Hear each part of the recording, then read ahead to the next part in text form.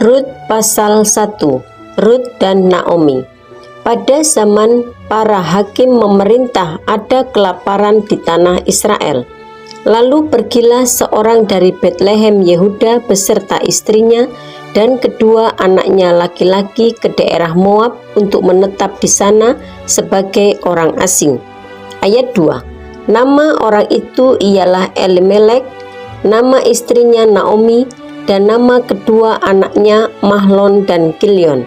Semuanya orang-orang Efrata dari Betlehem Yehuda, dan setelah sampai ke daerah Moab, diamlah mereka di sana. Ayat 3. Kemudian matilah Elimelek suami Naomi, sehingga perempuan itu tertinggal dengan kedua anaknya. Ayat 4. Keduanya mengambil perempuan Moab, yang pertama bernama Orpa, yang kedua bernama Rut, dan mereka diam di situ kira-kira 10 tahun lamanya. Ayat 5. Lalu matilah juga keduanya, yakni Mahlon dan Kilion, sehingga perempuan itu kehilangan kedua anaknya dan suaminya. Ayat 6. Kemudian berkemaslah ia dengan kedua menantunya, dan ia pulang dari daerah Moab, sebab di daerah Moab ia mendengar bahwa Tuhan telah memperhatikan umatnya dan memberikan makanan kepada mereka. Ayat 7. Maka berangkatlah ia dari tempat tinggalnya itu bersama-sama dengan kedua menantunya ketika mereka sedang di jalan untuk pulang ke tanah Yehuda. Ayat 8. Berkatalah Naomi kepada kedua menantunya itu, "Pergilah, pulanglah masing-masing ke rumah ibunya. Tuhan kiranya menunjukkan kasih-Nya kepadamu, seperti yang kamu tunjukkan kepada orang-orang yang telah mati itu dan kepadaku." Ayat 9. Kiranya atas karunia Tuhan, kamu mendapat tempat perlindungan masing-masing di rumah suaminya. Lalu diciumnyalah mereka, tetapi mereka menangis dengan suara keras. Ayat 10. Dan berkata kepadanya, "Tidak, kami ikut dengan engkau pulang kepada bangsamu." Ayat 11. Tetapi Naomi berkata, "Pulanglah anak-anakku, mengapakah kamu turut dengan aku? Bukankah tidak ada lagi anak laki-laki yang kulahirkan untuk dijadikan suamimu nanti?" Ayat 12. Pulanglah anak-anakku, pergilah, sebab sudah terlalu tua aku untuk bersuami. Seandainya pikirku, ada harapan bagiku, dan sekalipun malam ini aku bersuami, bahkan sekalipun aku masih melahirkan anak laki-laki. Ayat 13. Masakan kamu menanti sampai mereka dewasa? Masakan karena itu kamu harus menahan diri dan tidak bersuami? Janganlah kiranya demikian, anak-anakku. Bukankah jauh lebih pahit yang aku alami daripada kamu? Sebab tangan Tuhan teracung terhadap aku. Ayat 14. Menangis pula mereka dengan suara keras. Lalu Orpa mencium mertuanya itu minta diri, tetapi Rut tetap berpaut padanya. Ayat 15. Berkatalah Naomi, "Telah pulang iparmu kepada bangsanya dan kepada para allahnya, pulanglah mengikuti iparmu itu." Ayat 16. Tetapi kata Rut, "Janganlah desak aku meninggalkan engkau dan pulang dengan tidak mengikuti engkau, sebab kemana engkau pergi, ke situ jugalah aku pergi, dan di mana engkau bermalam, di situ jugalah aku bermalam. Bangsamulah bangsaku, dan Allahkulah Allahku." Ayat 17. Di mana engkau mati, aku pun mati di sana, dan di sanalah aku dikuburkan. Beginilah kiranya Tuhan menghukum aku, bahkan lebih daripada itu, jikalau sesuatu apapun memisahkan aku dari engkau selain daripada maut. Ayat 18. Ketika Naomi melihat bahwa Rut berkeras untuk ikut bersama-sama dengan dia, berhentilah ia berkata-kata kepadanya. Ayat 19. Dan berjalanlah keduanya sampai mereka tiba di Betlehem. Ketika mereka masuk ke Betlehem, gemparlah seluruh kota itu karena mereka, dan perempuan-perempuan berkata, "Naomi kah itu?" Ayat 20. Tetapi ia berkata kepada mereka, "Janganlah sebutkan aku Naomi, sebutkanlah aku Mara, sebab Yang Maha Kuasa telah melakukan banyak yang pahit kepadaku." Ayat 21.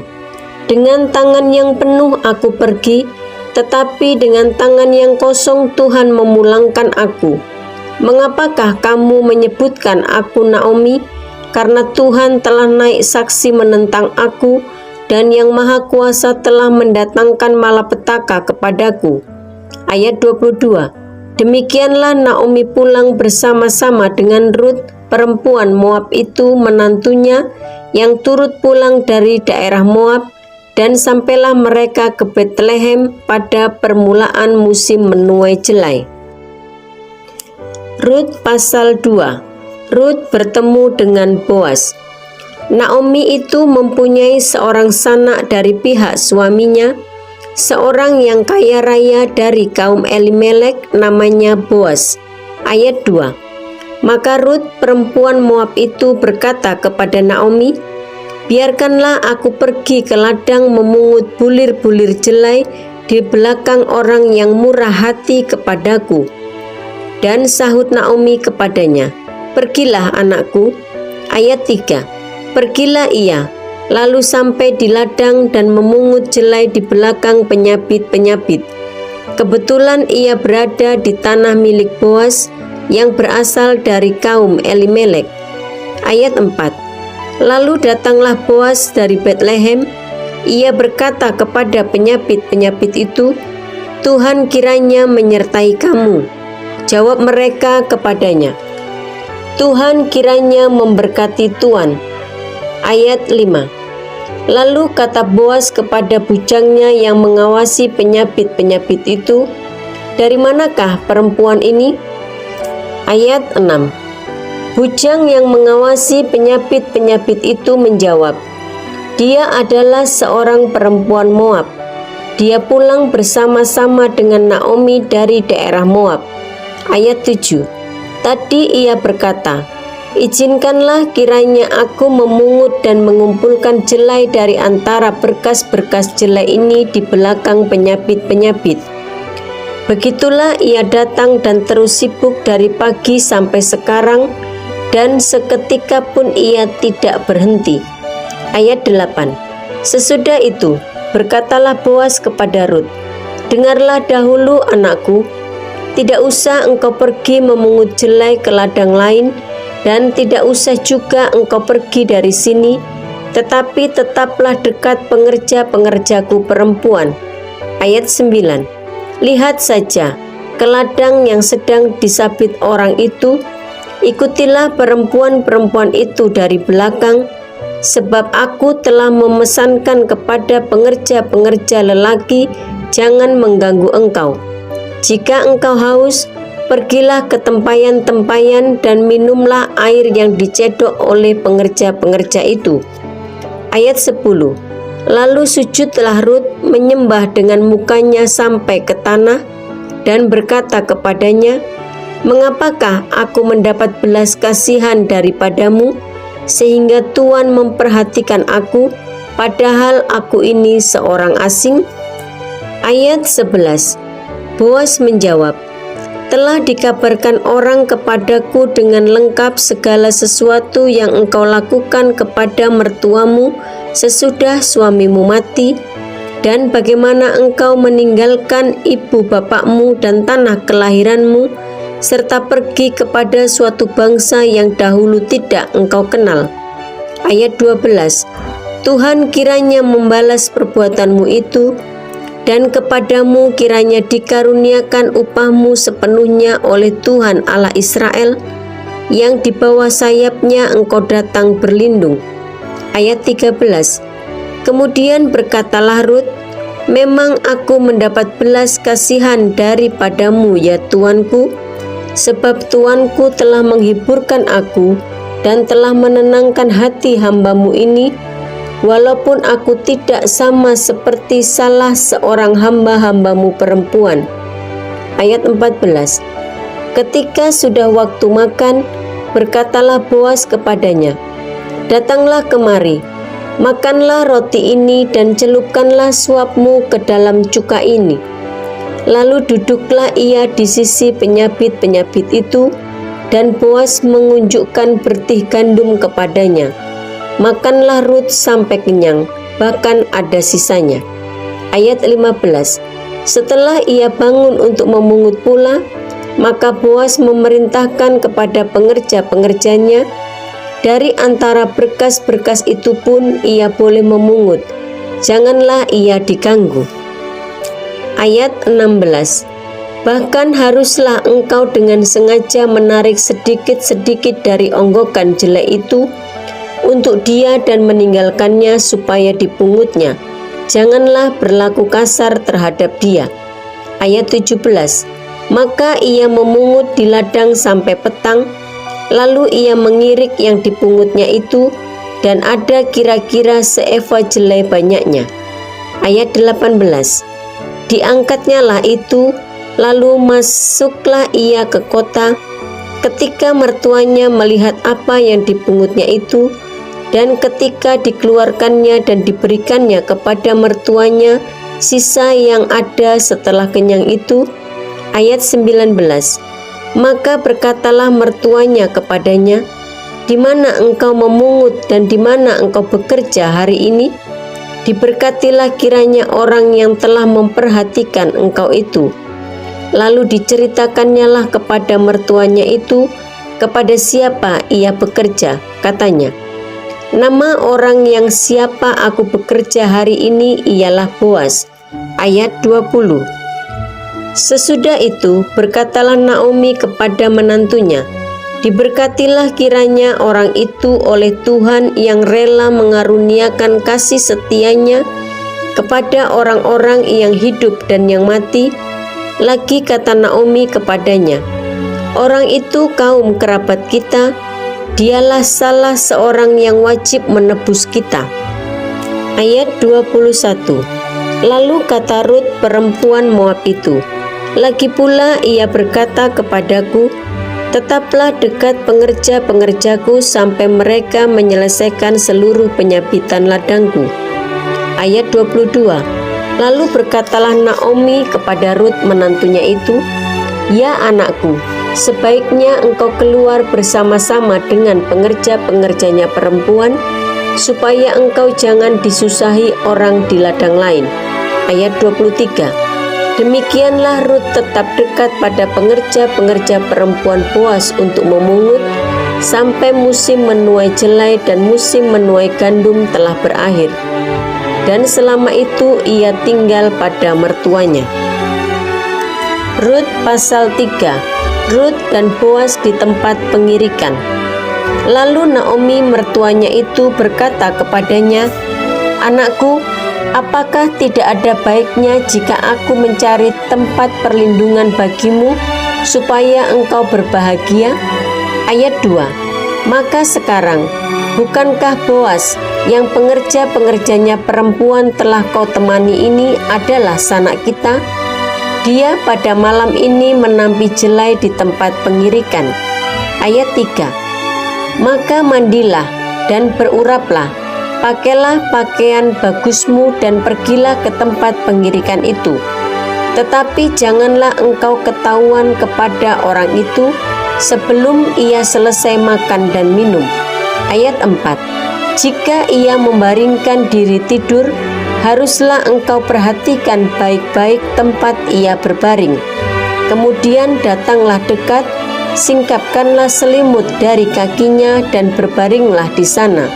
Maka ia akan memberitahukan kepadamu apa yang harus kau lakukan. Ayat 5.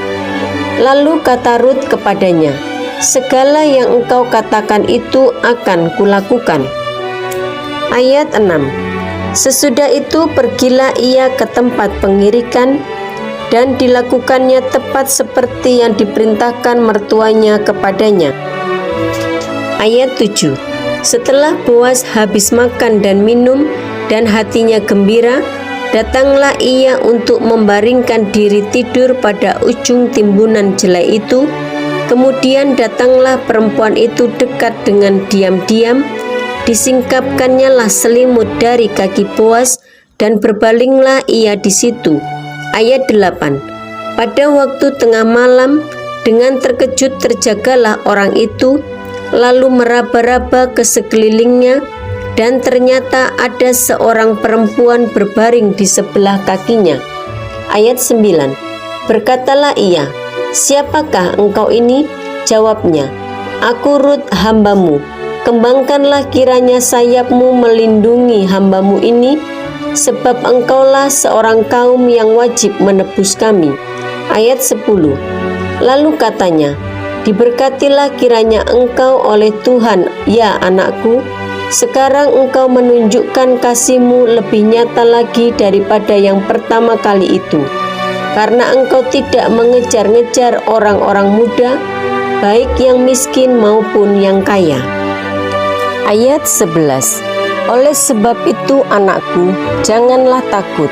Segala yang kau katakan itu akan kulakukan kepadamu, sebab setiap orang dalam kota kami tahu bahwa engkau seorang perempuan baik-baik. Ayat 12. Maka sekarang memang aku seorang kaum yang wajib menebus, tetapi walaupun demikian masih ada lagi seorang penebus yang lebih dekat daripadaku. Ayat 13. Tinggallah di sini malam ini, dan besok pagi jika ia mau menebus engkau, baik, biarlah ia menebus. Tetapi jika ia tidak suka menebus engkau, maka akulah yang akan menebus engkau demi Tuhan yang hidup. Berbaring sajalah tidur sampai pagi. Ayat 14. Jadi berbaringlah ia tidur di sebelah kakinya sampai pagi, lalu bangunlah ia sebelum orang dapat kenal mengenal, sebab kata Boas, "Janganlah diketahui orang bahwa seorang perempuan datang ke tempat pengirikan." Ayat 15. Lagi katanya, "Berikanlah selendang yang engkau pakai itu, dan tadahkanlah itu." Lalu ditadahkannya lah selendang itu, kemudian ditakarnyalah 6 takar jelai ke dalam selendang itu. Sesudah itu pergilah Boas ke kota. Ayat 16. Setelah perempuan itu sampai kepada mertuanya, berkatalah mertuanya itu, "Bagaimana anakku?" Lalu diceritakannya lah semua yang dilakukan orang itu kepadanya. Ayat 17. Serta berkata, "Yang 6 takar jelai ini diberikannya kepadaku, sebab katanya, engkau tidak boleh pulang kepada mertuamu dengan tangan hampa." Ayat 18. Lalu kata mertuanya itu, "Duduk sajalah menanti anakku, sampai engkau mengetahui bagaimana kesudahan perkara itu, sebab orang itu tidak akan berhenti sebelum diselesaikannya perkara itu pada hari ini juga." Rut pasal 4. Rut menjadi istri Boas. Boas telah pergi ke pintu gerbang dan duduk di sana.